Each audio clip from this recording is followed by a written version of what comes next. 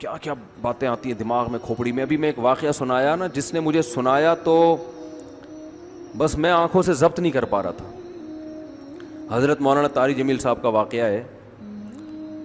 ایک شخص آیا مجھ سے ملنے کے لیے, خواجہ سرا ہے. میں تو پہلی دفعہ زندگی میں کوئی خواجہ سرا مجھ سے ملا. میں سمجھا کہ پراپر آدمی ہے, اتنی بڑی اس کی داڑھی اور رنگ ماشاءاللہ بڑی مردانہ وجہ. لیکن جب بات چیت کا انداز ہوتا ہے تھوڑا سا, وہ ایٹیٹیوڈ سے اندازہ ہو گیا کہ یہ مکمل مرد نہیں ہے. تو اس نے مجھے خود بتا دیا میں خواجہ سرا ہوں. میں نے کہا بھائی ہم سے ملنے کے لیے کیسے آئے آپ, اتنی بڑی داڑھی آپ کی. اس نے اپنا جو واقعہ سنایا نا, میں 3 دفعہ وہ واقعہ سناتے ہوئے رویا ہوں. اور جب وہ سنا رہا تھا اس وقت میرے آنکھوں سے آنسو نکل رہے تھے. اس نے یہ ابھی بھی میرا بیان سنتا ہے وہ. اس نے واقعہ سنایا کہ میں جب پیدا ہوا تھا نا تو میں خواجہ سرا تھا. گھر میں ایسا بچہ پیدا ہو جائے والدین کی طرف سے عزت نہیں ملتی. جب 10-12 سال کا ہوا تو نہ بھائی مجھے عزت دے رہا ہے اور نہ میرا والد مجھے عزت دے رہا ہے. میں بھائی کے ساتھ کہتا ہوں مجھے باہر لے کے جاؤ تو وہ کہتے ہیں لوگ میرا مذاق اڑائیں گے تمہیں دیکھ کے. ظاہر ہے اس کی حرکتیں تھوڑی زنانہ لڑکیوں والی حرکتیں ہوتی ہیں. اور والد بھی کہیں محفلوں میں نہیں لے کے جا رہے, ایک مذاق اڑایا جاتا ہے.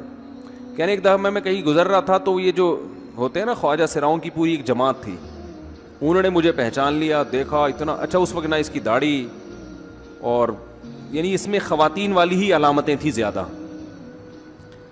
تو انہوں نے مجھے کہہ رہے ہیں اتنی عزت دی, کھانا کھلایا اور اپنے گرو کے پاس لے کر گئے. اور گرو نے کہا کہ تم ہمارے ایجنٹ بن جاؤ, ہم تمہیں پھر اب ڈانس ماس کروائیں گے, آدھے تمہارے آدھے ہمارے, جو بھی اس کا سیٹ. کہہ رہے مجھے پہلی دفعہ کہیں عزت ملی. تو لیکن میرے ابا کو پتہ چل گیا تو ابا نے لا کے طبیعت سے کوٹ دیا, ٹھیک ہے نا, کہ دوبارہ ان میں نہیں بیٹھنا. ٹھیک ہے ہم نے توبہ کر لی بھائی, یہ برے لوگ ہیں, ڈانس ماس اچھی چیز نہیں ہے, ٹھیک ہے. تو اب کیا ہوا, کہتے ہیں کہ پھر جو ہے نا کچھ دنوں میں کہیں کسی سے جھگڑا میرا ہوا کسی بات پہ, تو اس نے انتقام لینے کے لیے شکایت لگا دی ابا کو کہ یہ دوبارہ ان کے پاس گیا. حالانکہ وہ جھوٹی شکایت تھی. اب ابا کو لگا کہ یہ صحیح کہہ رہا ہے جس نے شکایت لگائی ہے, کیونکہ شبہ تو تھا نا ابا کو دوبارہ جائے گا. ابا نے پھر مارا. تو کہہ رہے ہیں میں بول رہا ہوں کہ میں نے یہ کام نہیں کیا, میں نہیں جا رہا ان کے پاس, میں نہ ناچ گانا سیکھ رہا ہوں, کچھ بھی نہیں. لیکن ابا نے اس کی باتوں میں آ کے انکوائری نہیں کی ہوگی پوری, وہ سمجھے ہوں گے کہ بھائی ایسا ہی ہے. تو ابا نے پھر کٹائی لگائی.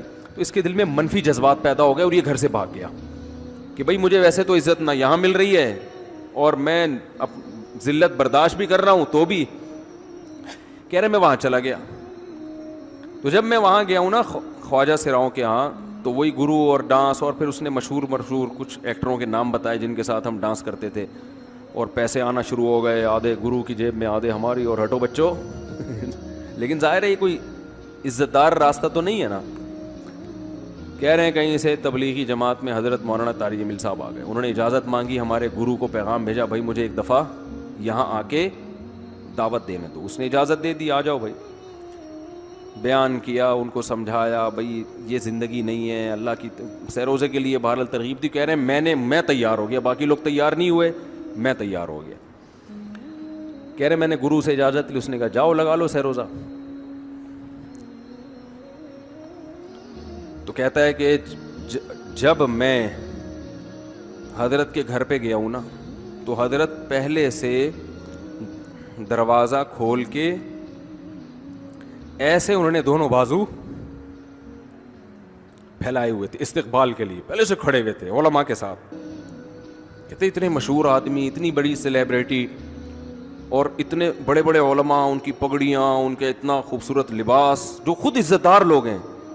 کہہ رہے ایسے جو ہے نا میرے استقبال کے لیے دونوں بازو پھیلا کر کھڑے ہوئے, اور ایسے مجھے بیٹا بنا کے نہ اپنے سینے سے لگایا کہ تو میرا بیٹا ہے.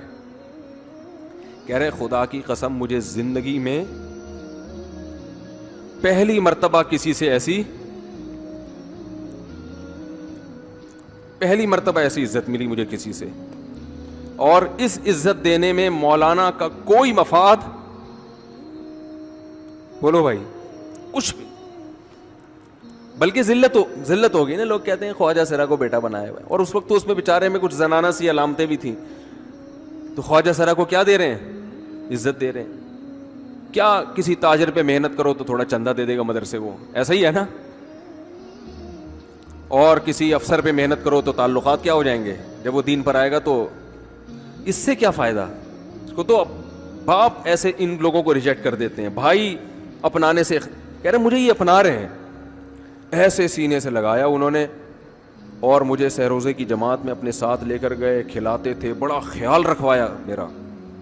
کہہ رہے اس کے بعد پھر میں نے گرو سے اجازت لی. وہ گرو چھوڑتے تھوڑی ہیں, ان کو پیسے ویسے دیے, جان چھڑائی نا, وہ بھی غلامی کی طرح نکلنا پڑتا ہے. پیسے دیے پتہ نہیں کتنے لاکھ یا کتنے ہزار روپے, وہاں سے پھر نکل کے 4 مہینے اس میں بھی خیال کیا. تو پھر تبلیغ کے بزرگوں سے ملا, پھر انہوں نے پورا مجھے بتایا کہ بھائی تم یہ علاج کرو تاکہ تمہارے اندر یہ زنانہ علامتیں ختم ہو. تو وہ علاج کر رہا تھا ماشاءاللہ, انجیکشن لگے, انجیکشن میں ڈاکٹروں کی بھی مدد کروائی. یہ ایسی این جی او ہے میرے بھائی جس کو کوئی بھی این جی او نہیں کہتا, نہ ان کے کوئی اشتہار آ رہے ہیں. کتنے لاکھوں لوگوں کو اس طرح سے یہ لے کر بھی آئے اور ان کے مسائل بھی حل کیے, مگر نہ کوئی ویڈیو بن رہی ہے, نہ کوئی اشتہار آ رہا ہے. یہ تو اس نے خود مجھے بتا دیا نا, اور اس نے کہا ایسے سینکڑوں لوگوں کے ساتھ ہوا ہے. تو اس کی ماشاءاللہ اب داڑھی نکل گئی. اس نے کہا آہستہ آہستہ میں اللہ سے امید ہے کہ مکمل مرد بن جاؤں گا میں. تو یہ ہے وہ دعوت جس میں آپ کا کوئی مفاد بولو نہیں ہے. تو دعوت کے کام میں جب تک اس درجے کا اخلاص نہیں ہوگا, اس وقت تک آپ کی دعوت میں جان پیدا نہیں ہوگی.